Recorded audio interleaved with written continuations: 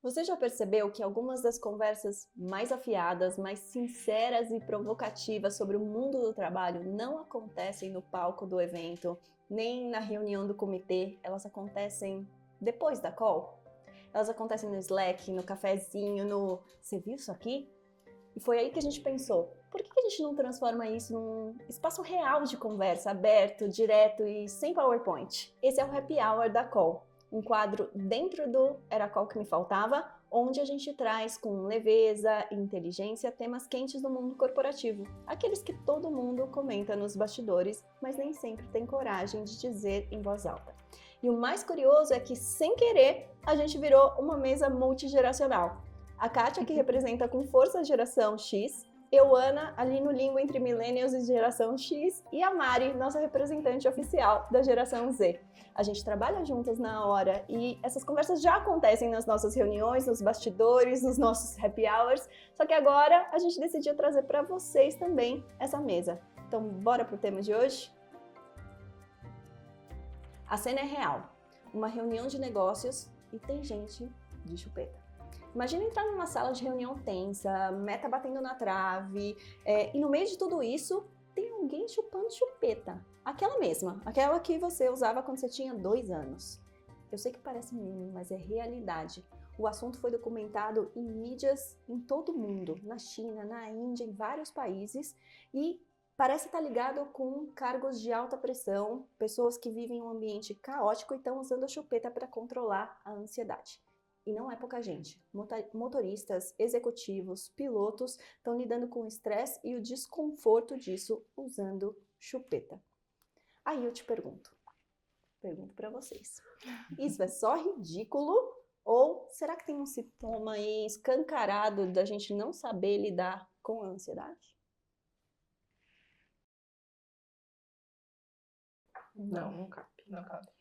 Mostra infantilidade, falta de responsabilidade, você não passa segurança, você não consegue conversar com um líder que tá com uma chupeta na boca.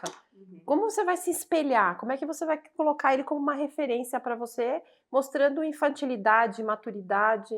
Para mim é um desequilíbrio, precisa de um analista.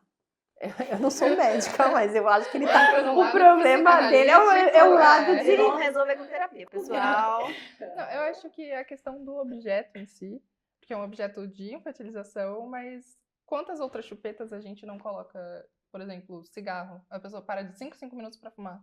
Ou a pessoa tá com o celular, ou com... Acho que a opção mais saudável seria o fidget, né? De ter um brinquedinho, um spinner, isso. Mas a chupeta, meio zoado. Não... Gente, até crianças que chegam a uma certa idade, né, que tá chupando chupeta, quando tá com 4, 5 anos, vocês já falaram, você não é mais bebê pra usar E o chupeta. dente da pessoa, como fica? Depois de adulta ainda usar chupeta, os dentes ficam como? E ó, Mari, isso que você tá falando é muito sério, porque a quantidade de doenças que pode ser vírus, bactéria, problema da arcada dentária, gente, é muita coisa em risco, não é só o fato da pessoa estar com uma chupeta, gente. Gente, mas isso me faz pensar que, assim, a verdade é que eu nem acho a chupeta tão grave, porque no fim do dia ela tem um propósito específico. Não estou dizendo que ela é adequada para o ambiente de trabalho, mas eu não acho grave. Eu acho grave os outros tipos de chupeta que os adultos estão usando para lidar com a sua ansiedade. Então, você vê a quantidade de tempo que as pessoas passam no celular vendo bobagem. Por quê? Muitas vezes é porque elas estão com medo de viver.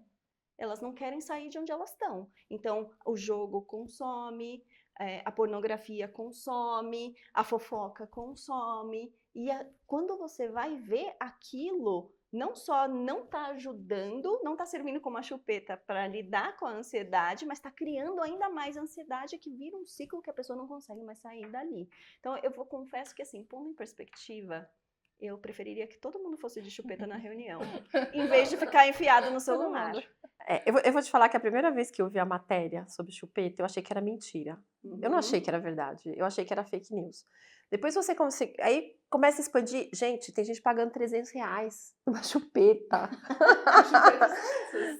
Vai de 6 a R$300 uma chupeta para os líderes. Então, assim, eu acho que ali está escondendo um problema muito maior e que as pessoas não estão visualizando. sabe? Ali por trás tem uma série de problemas de estresse, de ansiedade, de burnout, e as pessoas não estão vendo, e eles estão se escondendo e achando, e deixando, normalizando um problema muito mais grave. Imagina o quanto a pessoa tem que estar desesperada para passar pelo carão de aparecer em público de chupeta, para poder aparecer em público, porque provavelmente aquela é a muleta que fez aquela pessoa sair de casa e conseguir suportar a tensão daquela reunião. Isso para mim mostra assim muita falta de recurso, sabe? E me faz pensar, óbvio, no meu trabalho e o quanto aquilo que a gente ensina é importante. Exato. Porque a gente ensina para as pessoas maneiras de lidar com o estresse que funcionam. Provavelmente uma pessoa que recorre à chupeta já tentou um monte de outras coisas que não funcionaram. E aí, esse pode ter sido assim, cara, o último recurso. E acho que é importante também a gente ressaltar o cenário que a pessoa tá, o ambiente que ela tá inserida. Porque para você ter que usar uma chupeta para se desestressar no seu trabalho, o que o seu trabalho tá fazendo? Que ambientes são esses que você tem tanto estresse a ponto de precisar de uma chupeta? Vocês deixariam uma pessoa do time de vocês vir de chupeta, usar chupeta durante uma reunião, no trabalho? Eu acho que ali não é nenhuma questão de deixar. Eu acho que se chegasse alguém, a primeira providência que a gente teria que fazer é entender a causa daquilo. Ver como que a gente poderia ajudar, porque aquela pessoa não está no seu estado normal. Ela não está, ela precisa de apoio. Porque não dá para você pensar de uma forma diferente que essa. Assim, não é nenhuma questão de proibir, é uma questão de tentar entender onde está aquele problema e como você vai fazer para resolver. A chupeta é mais um sinal. Um sinal. Eu acho que a gente tem que estar aberto a sinais. É, exatamente, Aninha. Sim, vejo como um alerta. Para você começar a tomar medidas dentro da sua empresa. Se despedir ou reconectar. Quando um jantar salva. No fim de 2024, o artista ganês Joseph Awar Darko chocou o Instagram ao anunciar que queria morrer. Isso mesmo, ele havia se mudado para a Holanda com o objetivo de eutanásia legal por causa de um transtorno bipolar que parecia não ter mais tratamento. Só que aí aconteceu algo inesperado. A comunidade respondeu com convites para jantar. Não foi ele que começou com isso, a coisa foi de forma espontânea. As pessoas queriam celebrar a vida com ele à mesa. Foi assim que ele lançou o projeto The Last Supper, para que quem quisesse convidá-lo para jantar em casa, fizesse um convite simples, humano e libertador. Dentro de poucos dias, milhares de pessoas quiseram participar. Ele acabou participando de mais de 140 jantares com estranhos pelo mundo. Cada refeição era uma oportunidade de reencontrar a conexão humana enquanto vivia o que ele pensava serem os seus últimos dias. E o mais surpreendente, no meio desse movimento ele desistiu da licença para morrer e encontrou ali uma motivação para querer viver. Amor? Na avaliação do psiquiatra? Não. Ele abriu o coração e de repente, até uma reviravolta. Um noivado surgiu disso. Gente, o que está acontecendo que as pessoas estão tão sozinhas? Ai, o celular acho que é a grande causa disso aí. Eu penso que a gente passou por tanta, assim, pandemia. Acho que pandemia mudou tudo completamente. Eu acho que para todas as gerações possíveis, assim. Mas cada vez mais a gente está se isolando porque a gente passou muito tempo fechado. Os trabalhos mudaram, todo mundo trabalha home office hoje. Então, cada vez mais o mundo vai se fechando. As pessoas, o algoritmo do celular, você só recebe o que você quer ver. O seu algoritmo só vai te dar o que você gosta de consumir. Então, é só você, individual. E todo mundo vai ficando assim, se fechando mais. Acho que isso ressoa para o mundo inteiro. Engraçado. Você sabe, quando eu tava na pandemia, eu achava que a hora que a pandemia acabasse, as coisas estariam completamente diferentes. Eu achava que a pandemia ia unir, ia deixar as pessoas mais humanas, mais empáticas, mais preocupadas com o outro, porque todo mundo passou por tantos problemas sérios e, na verdade, foi o oposto disso. Né? As pessoas perderam essa conexão. Você vê até em detalhes pequenos, como um aniversário. As pessoas não ligam mais para dar parabéns. É uma mensagem no WhatsApp. Parabéns, isso aqui. Então, assim, as pessoas se sentem muito sozinhas. Não tem apoio. Gente, você vê jantar, as pessoas na mesma mesa, cada um com o seu celular. Não param para conversar, não tem troca. A gente se adaptou tanto na pandemia que esqueceu de voltar na função normal. E o que é o normal também, né? Acho que não existe mais. E acho que o que essa história traz para mim de lição, assim, é como a gente consegue ajudar alguém e ter um impacto positivo na vida das outras pessoas estando 100% presente. Sim. Tipo, as pessoas não mandaram uma mensagem de WhatsApp falando pra ele, por favor, não se mate. Ou, não, as pessoas foram lá e falaram assim, vem jantar na minha casa. Sim. Vem jantar comigo, vem jantar com a minha família. Que é uma situação onde, em geral, as pessoas ainda, uma boa parte, estão presentes de corpo e alma, e não só de corpo e a alma tá lá no WhatsApp, no Instagram, no LinkedIn, no YouTube, ou quer que seja. Então, isso pra mim foi muito marcante, assim, que as pessoas começaram a mandar um monte de mensagens pra eles. O que fez a coisa virar foi as pessoas estarem se disporem a estarem presentes com ele. E olha que legal, Aninha.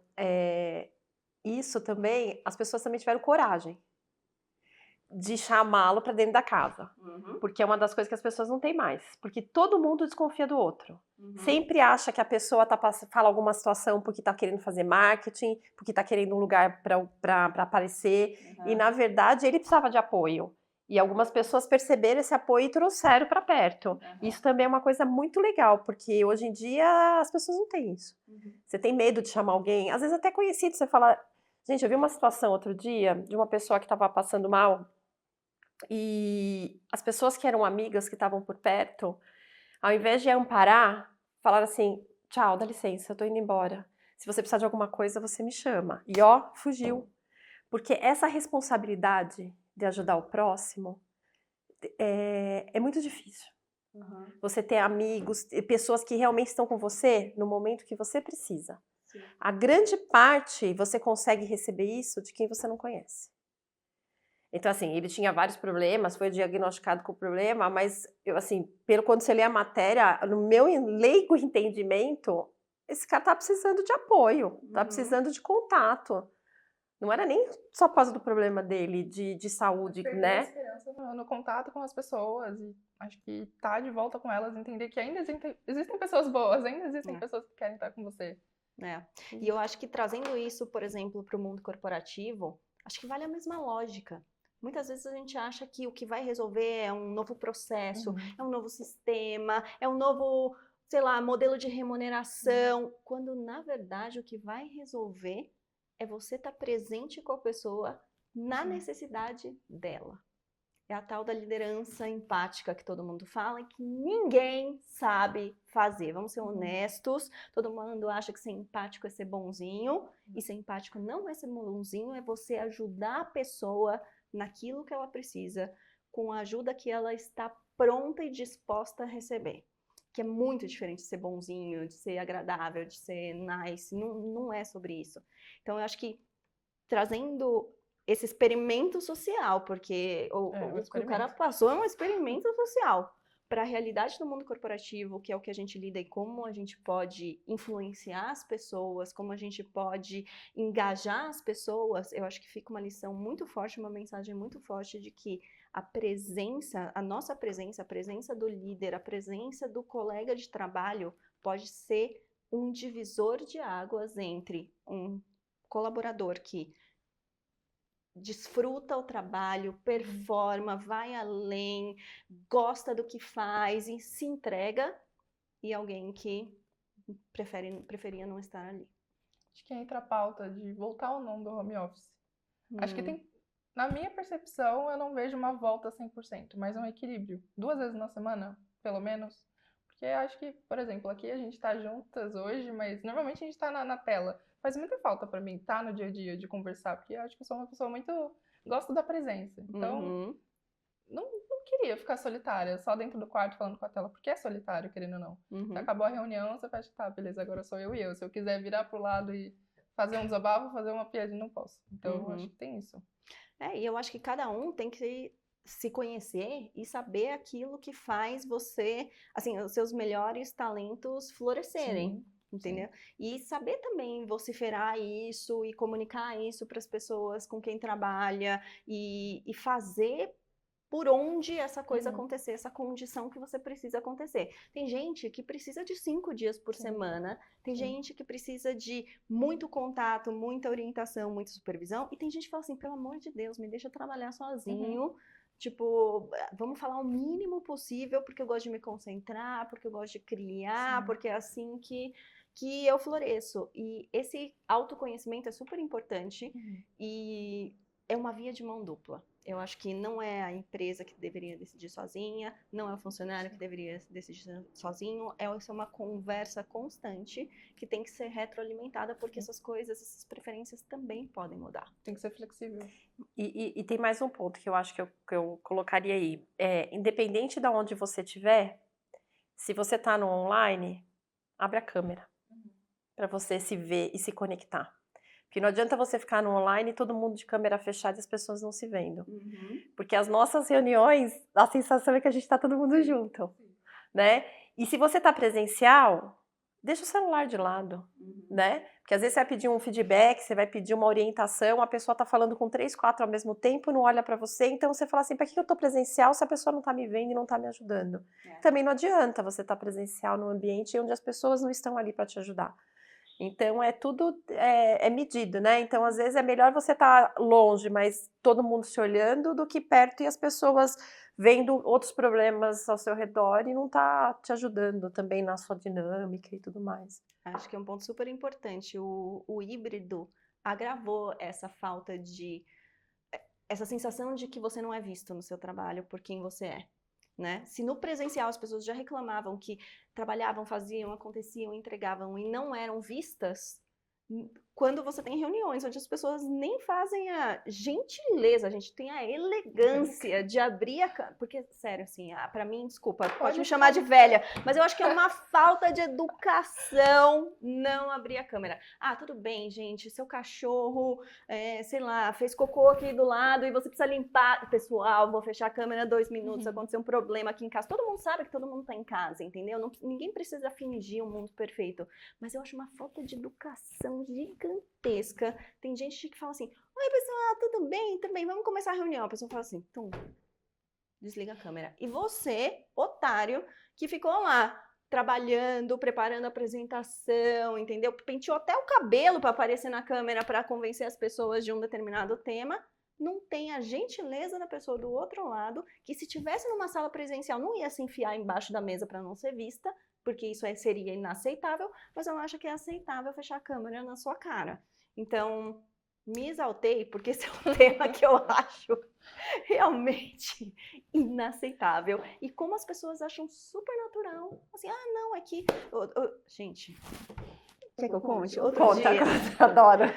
eu trabalhei numa empresa que me mandou para um treinamento nos Estados Unidos, e aí, no treinamento, tinha gente de todos os países. Aí tinha uma pessoa, que eu acho que ela era do Canadá.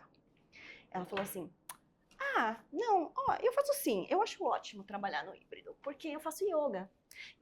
E aí eu pensei assim, faço yoga, sei lá, no fim do dia? Não, eu faço yoga durante a reunião. Ela falou assim, eu fecho a câmera e eu começo a fazer os meus movimentos, a saudação ao sol. E a reunião? Aí eu falo assim, só eu tô chocada, pessoal? Vocês também estão? Tipo... Cara, a outra pessoa que tá lá falando, achando que você tá prestando atenção, e ela tá fazendo yoga durante a reunião. E ela, gente, ela ficou 0 vermelha de falar isso no grupo de trabalho na frente de todo mundo. Então, assim, eu acho que tem eu tô me estendendo, obviamente, mas tem uma parte de respeito ao outro, sabe? E tem uma parte de produtividade também, porque é por causa de gente como ela... Eu sei quem você é, porque você estava no meu grupo de trabalho. É por causa de gente como ela que os outros têm que ficar fazendo a reunião da reunião, porque ela tá fazendo yoga e não tá prestando atenção. Aí você tem que falar 30 vezes pra ela a mesma coisa, pra ela conseguir fazer o que precisa ser feito. Gente, o tamanho da desconfiança que gera, né? Assim. Mas, a gente tá falando isso no mundo virtual, né? Que a gente tá lá nas câmeras. Mas você me fez lembrar também do episódio de uma empresa que eu trabalhei por muito tempo, onde nas reuniões todo mundo ficava com o notebook. E enquanto a pessoa tava mostrando os resultados, tava todo mundo escrevendo, todo mundo olhando somente pro notebook.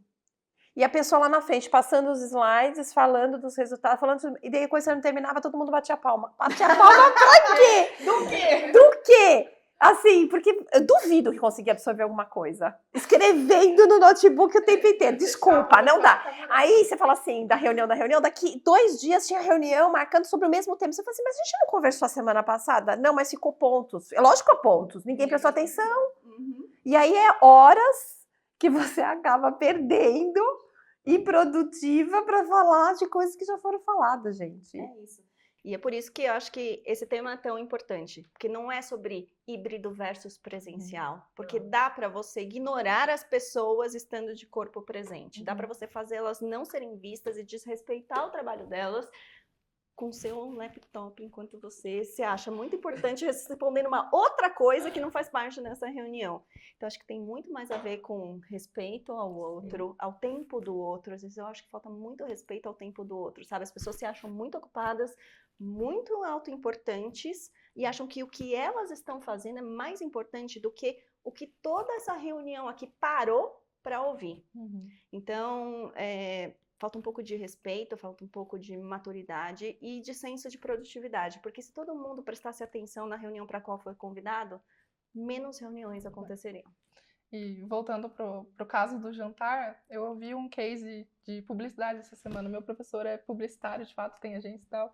Ele estava falando de um cliente que ele atendeu, que fazendo a pesquisa, ele entendeu que o problema não era a comunicação dele, o problema era ele, o cliente. Porque ele foi fazer pesquisa com os funcionários, com os representantes de vendas. E aí, os representantes de vendas falaram que não tinha visita, eles não se sentiam acolhidos pela empresa. E aí, ele foi levar pro dono da empresa novamente. Ó, o seu problema não é a sua comunicação, não. O seu problema é que seus revendedores estão se sentindo abandonados. Vai fazer um jantar, vai chamar pra sair, vai fazer alguma coisa, porque a pessoa não se sente motivada. Acho que falta esse tato humano. Às vezes o problema não era a comunicação, era só... Quer dizer, era a comunicação de certa forma. Era se fazer presente. Era se fazer presente. Mas, enfim, acho que é mais uma prova que as pessoas precisam se sentir vistas. É isso aí. A geração Z não quer ser chefe. Talvez eles estejam certos. Imagina essa cena. Você rala, estuda, entrega resultado, vira referência e aí vem uma oferta de promoção, cargo de liderança, a tal cadeira do poder. E você diz, não, obrigada. Essa é a realidade da geração que está virando a lógica do mundo corporativo de cabeça para baixo. Segundo dados recentes, os profissionais da geração Z têm 1,7 vezes mais chance de recusar um cargo de diretoria ou de liderança que as gerações anteriores. A Forbes diz que eles rejeitam estruturas hierárquicas rígidas. A Harvard Business Review diz que eles querem mais impacto e equilíbrio. Mas será que é só isso? Porque tem quem acha que essa recusa tem outro nome. Medo da pressão, do peso, do resultado, de ser responsável pela liderança, de se tornar o líder que todo mundo fala mal ou que todo mundo odeia. Será que a geração Z está sendo estratégica ou só está fugindo do tranco? Momento tenso. Brincadeira. A geração Z. Pode falar. Não. Assim, nunca foi completamente meu sonho ser líder. Eu acho que faz muito sentido isso de, não quer ser líder e tal, mas faz sentido também ser por medo. Porque eu também tinha muito medo. Eu me sentia, eu não sou suficiente para ser líder, eu não vou saber lidar com as pessoas. Mas eu acho que é medo, assim, aquela síndrome do impostor. Porque há pouquíssimo tempo atrás eu não queria, mas agora que eu peguei um projeto, que eu tô me familiarizando mais com as minhas habilidades, me entendendo mais, agora eu entendo, é um caminho possível. Agora eu consigo me ver. Então, acho que é uma questão mais de perder esse medo, você conseguir se imaginar, se visualizar como líder, do que não querer. Acho que faltam as oportunidades. Eu estava lendo também, me preparando para as pautas, vendo que a geração Z sofre muito preconceito, porque acham que a gente é preguiçoso, que a gente é criança, mas assim, a geração Z já tem 29 anos. Então, esquecem desse lado que não é só o que você vê na internet, no Instagram. Assim, lógico, tem muita gente preguiçosa, mas tem gente preguiçosa em todas as gerações. Então, é muito de você parar de colocar só suas visões e entender que tem outros... acho que é a geração que mais... Não vou dizer que a mais passa por acontecimentos históricos, mas teve pandemia, o mundo tá um caos, Quanta coisa a gente tem que lidar ao mesmo tempo, lidar com a inteligência artificial que tá começando. Meu Deus, por onde que eu vou? E acho que é muita pressão. E aí vem a pressão de você ter que gerenciar outras pessoas. E será que eu sou boa nisso? Será que eu vou dar certo? Então é questão de abrir portas, oportunidades primeiro. Acho que ter paciência, talvez. Eu acho que essa síndrome do impostor, eu acho que vem para todo mundo que tem responsabilidade, quer entregar muito e se cobra demais. Então isso eu não acho que é de geração, tá? A minha opinião. O que eu vejo de algumas pessoas, assim, e eu sou a mais velha, então, e que eu vejo de pessoas da minha idade falando, né, de que nem você falou de preguiçoso, de não querer fazer alguma coisa. Eu penso assim, no passado, a gente não tinha ferramentas para você ser ágil. Então, para você entregar um projeto e fazer alguma coisa, demandava muito tempo. Então, você precisava de muito tempo para entregar uma coisa bem feita. A nova geração consegue fazer a mesma coisa em 2 horas, porque a tecnologia está aí. Então, a nova geração usa a tecnologia a favor e consegue entregar coisas incríveis e criativas em menos tempo. Coisa que os mais velhos acabam, às vezes, não entendendo isso. Fala assim, nossa, eu fazia isso com muito mais capricho e dedicação. Com certeza não fez direito porque fez de qualquer jeito, porque fez muito mais rápido. Não, fez mais rápido porque tem eficiência. E essa parte, assim, de medo, eu acho que existia muito mais para as pessoas mais velhas que criavam raízes dentro das organizações. Então, elas entravam na empresa pensando em se aposentar dentro da mesma empresa. O jovem, não. Ele não quer raiz dentro da empresa, ele quer experiência, ele quer abundância, ele quer conhecimento, ele quer explorar as coisas. E você não explora ficando 40 anos dentro da mesma organização. Então, eu acho que é diferenças assim, de visão. Outro dia eu vi uma frase que era mais ou menos assim: os mais antigos sobreviviam para trabalhar. Os mais jovens vivem para poder... usam o trabalho para poder viver. Sim, o trabalho então, não é mais a sua vida, é uma não é parte vida, da é uma sua parte vida. da sua vida. Então, o que você quer ter um propósito, você quer entregar, mas você também quer qualidade de vida. Tem que alinhar com a sua vida. Você vai Exato. Eu acho que esse é o ponto assim, entre a geração mais antiga e o mais jovem. Acho que uma reflexão, será que a gente está tão errado ou será que a gente só está trazendo uma nova perspectiva? Porque tudo que é novo, as pessoas torcem o nariz. O medo no passado era de perder emprego. Eu não acho que a geração Z está errada. Eu acho que vocês estão trazendo uma nova perspectiva sobre um tema que já está lá em cima da mesa, que liderar é um trabalho a mais, além daquele que você já faz.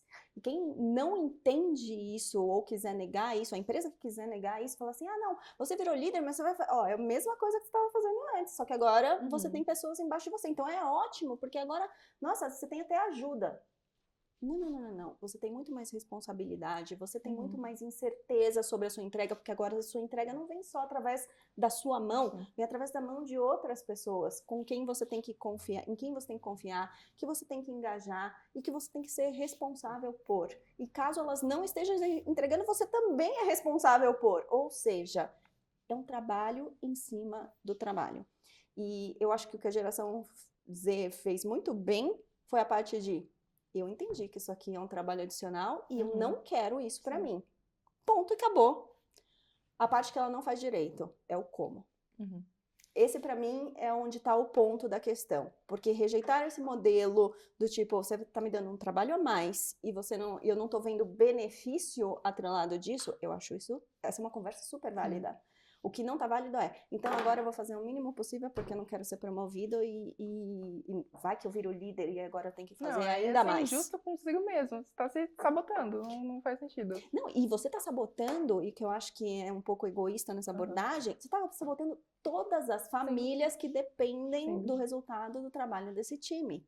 Então eu acho assim, temos que ter essa conversa. Essa conversa é justa, essa conversa é válida. Ser líder não é fácil. Eu sempre falo, né? Eu falo pra vocês o tempo todo. É um privilégio. E é uma mega responsabilidade. É um peso. Todo dia você acorda, você fala assim, nossa, eu queria poder ligar e falar que eu tô doente. Mas eu não posso. Tem um monte de gente que depende de mim. Eu não tenho essa opção. Mas por quê? Porque dentro dos meus valores... ser uma pessoa de quem as pessoas podem depender, em quem as pessoas podem confiar e saber que eu vou estar lá quando elas precisarem, isso é um valor que eu tenho. E às vezes o que eu sinto falta nessa conversa da geração Z, e eu acho que é onde ela perde força, ela vira militância, não vira argumento, é assim, tá bom, então vamos pensar juntos em alternativas? Sim. Porque precisamos de líderes, precisamos seguir entregando e trabalhando, e você cruzar os braços fingindo que tá fazendo e não tá fazendo, não parece ser a melhor saída. Mas essa parte da conversa, ninguém puxa. Não estão se abrindo nem portas para puxar essa E conversa. até ajudar no amadurecimento Sim, deles exatamente. para entender isso. Talvez aí até voltando um pouquinho, talvez até o fato de não estar presente atrapalha esse processo, não é, Ana? Muito. E acho que é um ponto super relevante, porque a sua geração e a minha, a geração X e os millennials, viram os líderes sendo formados dentro do escritório. Sim. Bem ou mal, né? Com todos os benefícios e os custos de ter que levantar todo dia de manhã, pegar 3 metrôs, um ônibus, chegar lá no escritório e vivenciar aquela dinâmica. Mas essa dinâmica, ela é educativa para quem vai ser líder no futuro. Porque você vê as conversas paralelas que existem, como se negociam as coisas dentro da organização, você entende a política corporativa e como aquela estrutura funciona naquilo que não está escrito nos manuais, mas na prática do que as pessoas fazem. Então, essa visão, ela acontecia muito mais. Hoje, nenhuma das gerações mais tem isso. Você não vê mais essa dinâmica acontecendo com a mesma frequência. Só que acontece que as duas gerações anteriores viram pelo menos uma parte. Elas lembram como é. A geração Z não teve nem a chance de ver. Que falta faz. Faz falta, faz falta. Agora, eu separaria a conversa em dois. Eu acho assim, existem organizações que nasceram no presencial, onde essa dinâmica existia, e quem sabia como quem viu presencialmente essa dinâmica tem uma vantagem. Existem organizações que já estão nascendo no remoto. A Hora é uma delas. A gente nunca foi todo mundo para o escritório todo dia. O que significa que, se existe uma política, se existe uma cultura, todo mundo conhece. Porque ninguém está na frente de ninguém, ninguém está na vantagem de ninguém. Todo mundo, desde o dia 1, sempre operou de onde quis. E a gente tem todas as gerações dentro da organização trabalhando de forma incrível. A gente não pode falar nada. Esse é meu ponto, gente. A gente tem um time incrível, que trabalha de um jeito incrível, existe confiança entre as pessoas. E quando eu vejo, às vezes, empresas tomando como primeira medida, na hora que o resultado não vem, é assim, pessoal, todo mundo volta para o escritório porque eu quero ver o que vocês estão fazendo. Cara, isso é uma mega falta de confiança. E falta de um pouco de... Vamos pensar em outras alternativas para ver como é que a gente faz para as pessoas entregarem o que precisa ser entregue. E as alternativas passam por conversas que nem essa que a gente está tendo. De ouvir um lado falando, gente, assim, não sou tonta, não vou pegar um trabalho em cima do outro trabalho achando que isso é maravilhoso, sendo que, poxa vida, e assim, nossa, gente, eu acho que... E aí eu, como millennial, vou ter que falar. Eu acho que a gente millennials, a gente representou como geração muito mal o que é ser líder, a parte boa de ser líder. Porque essa era a geração mimimi. Essa era a geração do... A gente trabalha, mas a gente quer ser reconhecido. Eu entrego, mas eu preciso ser presidente da empresa. E nessa fantasia de que basta trabalhar para ser presidente da empresa, quando isso não acontecia, e vamos fazer uma matemática simples, né? Uma empresa tem 10 mil funcionários e um presidente, nem todo mundo vai ser presidente, né? Mas esqueceram de fazer essa matemática. Quando você percebia que você não ia ser o presidente, ou você não ia ser o diretor, ou você não ia ser o head da área, cara, tinha que ir para terapia, achava que o trabalho não tinha mais sentido, não tinha mais significado, nada mais importa, entendeu? E aí, a geração Z, filhos dos millennials, viram tudo isso acontecer e falaram assim, eu não quero ser igual meu pai e minha mãe, eu não quero chegar na minha casa desse jeito, não é isso que eu quero pra mim. Estão certos, eles estão mostrando que eles têm inteligência, que são observadores, e a gente que plantou na cabeça deles essa ideia de que ser líder é péssimo, é um peso. Foi a gente, a culpa é nossa. Então, assim, parte da solução do problema está nas conversas, parte está na postura dos líderes de hoje. quem tá ocupando a cadeira de líder tem que saber mostrar o ônus e o bônus de ser líder. Porque caso contrário é só ônus, entendeu? E ninguém mais vai querer pegar o seu lugar. Eu acho que até entra naquela discussão, eu não sei se isso é completamente geração Z ou se já entra na alfa, mas essa questão de CLT e PJ, qual que é melhor? Eu vou ser PJ porque Deus que me livre de ser CLT. Porque ninguém quer ser líder, então eu vou ser PJ. E Sabe o que é? E todas as funções têm a sua realidade, tem o seu lado bom e o seu lado ruim, não é só na parte da liderança. Tudo que você vai exercer, você tem que exercer com responsabilidade, com qualidade, trazendo resultado para a organização. Então, assim, eu acho que o grande problema realmente é o líder que não está conduzindo ali a equipe dele e não está conseguindo fazer com que os seus liderados entreguem o que tem que entregar. Eu acho que a liderança, no geral, o mundo corporativo precisa de um rebranding. Precisa de uma reposição de ideias, porque esse medo de ser CLT é porque você vai ter responsabilidade por outras pessoas, ou você vai ter muitas responsabilidades dentro de uma empresa e sua vida depende daquilo. Agora, se eu for PJ, eu sou meu próprio dono, eu sou meu próprio líder, e aí se eu não quiser eu não faço. E aí é um mundo de ilusão de eu tô confortável, eu tô seguro. Só que não, né? Nada Eu a acho ver. tão legal esse negócio, assim, tipo, é tão bonitinho, tão ingênuo, né? Ai, se eu quiser eu faço, se eu não quiser eu não faço. Até vinha a primeira nota fiscal, a primeira Até DF, lá os DAS. boletos, e aí a pessoa fala assim, nossa, por que eu não fiz há 3 semanas atrás, agora eu não tenho para pagar aqui. Então, assim, tem uma certa ingenuidade, uma fantasia por trás da PJ que, gente, na prática, a história é muito outra. Porque o PJ, ele depende 100% dele mesmo. É quase que assim, a vida real como ela é. No CLT, existe uma previsibilidade de que todo mês você vai ganhar a mesma coisa. Seu salário vai pingar na conta. Tipo, confia na empresa. Não tem problema. Você ficou doente, você chegou atrasado, seu computador quebrou, o cliente não quis comprar de você naquele mês, seu salário cai. No PJ, não é assim. E aí é que eu acho que tem essa fantasia do PJ falando assim, o CLT, nossa, que submissos e não sei o quê. Gente, a não ser que você seja um gênio dos negócios e apareça uma vez por semana na sua empresa e faça milhões, eu recomendo para a maioria das pessoas ainda continuar no CLT. Não é fácil. Se o seu computador quebrar, você vai ter que correr atrás. E o tempo que ele ficar quebrado... Para vocês verem como esse argumento faz sentido, a produção aqui tá levantando a mão e balançando a cabeça, tá? Tá vendo só? Tem gente que tem saudade do mundo CLT. Não, eu acho que tem uma... Essa narrativa do CLT é ruim. Ela é bacana de você repetir e passar pra frente, né? Porque é a geração mais jovem zoando as gerações mais velhas. Que achavam que, puxa, crescer na empresa, ser CLT, ter uma empresa que garante o seu trabalho todo dia, que quer você ali, era um privilégio. E as novas gerações sempre vêm para negar alguns pontos que são muito verdade das gerações anteriores. Eu acho que esse lance da CLT entrou nessa lista, sabe? Eu tava conversando com uma amiga minha esses dias, ela tava assim, me ofereceram uma vaga PJ, mas eu sou CLT, eu vou ser efetivada, ela é estagiária, eu vou ser efetivada daqui a pouco, só que paga mais, não sei o quê, e eu fiquei assim, mas você acabou de entrar na empresa. Eu acho que falta, assim, na geração Z, na minha geração, é uma paciência de esperar as coisas também. De esperar você crescer. Eu não me vejo ficando 40, 50 anos numa empresa só.